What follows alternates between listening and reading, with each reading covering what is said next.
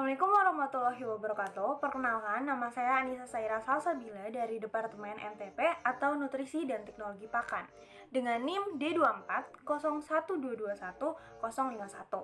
Saya di sini akan menjelaskan dan memberikan contoh sikap setia pada Pancasila sebagai ideologi Indonesia. Sebelumnya, kalian tahu nggak sih ideologi itu apa?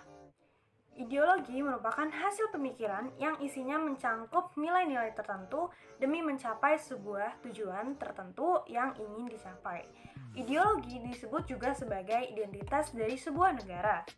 Nah, ideologi sebagai identitas bangsa Indonesia terlihat dari ideologi Pancasila yang dimiliki oleh Indonesia.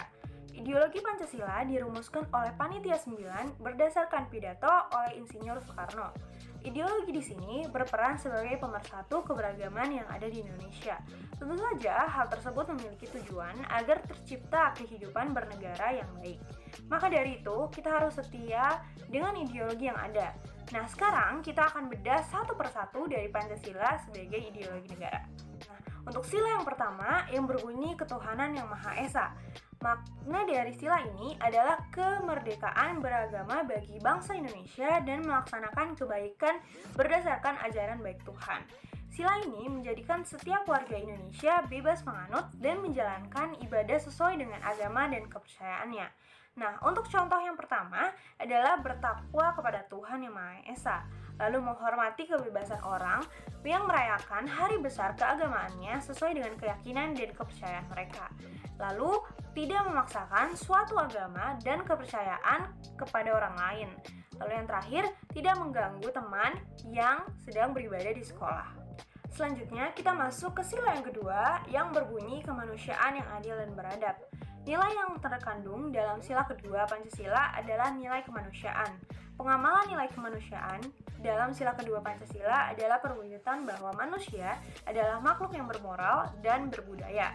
Beberapa contoh sikap sila kedua adalah mengakui dan memperlakukan manusia sesuai dengan harkat dan martabatnya sebagai makhluk Tuhan Yang Maha Esa. Lalu mengembangkan sikap saling mencintai sesama manusia dan mengembangkan sikap saling tegang rasa dan juga tolong-menolong. Lalu sila ketiga yang berbunyi Persatuan Indonesia. Nah, nilai yang terkandung dalam sila ketiga Pancasila adalah nilai persatuan. Persatuan merupakan sikap kebangsaan yang saling menghormati perbedaan dan keragaman masyarakat. Beberapa contoh sikap dari sila ketiga seperti mampu menempatkan persatuan, kesatuan, serta kepentingan dan keselamatan bangsa dan negara sebagai kepentingan bersama di atas kepentingan pribadi serta golongan. Lalu, sanggup dan rela berkorban untuk kepentingan negara serta bangsa apabila diperlukan dan mengembangkan rasa cinta kepada tanah air dan juga bangsa.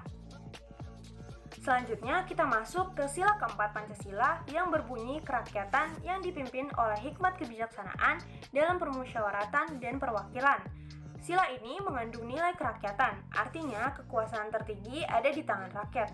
Nilai tersebut erat kaitannya dengan sistem pemerintahan demokrasi di Indonesia, yakni pemerintahan dari rakyat, oleh rakyat, serta untuk rakyat, atau biasa kita sebut dengan kedaulatan rakyat.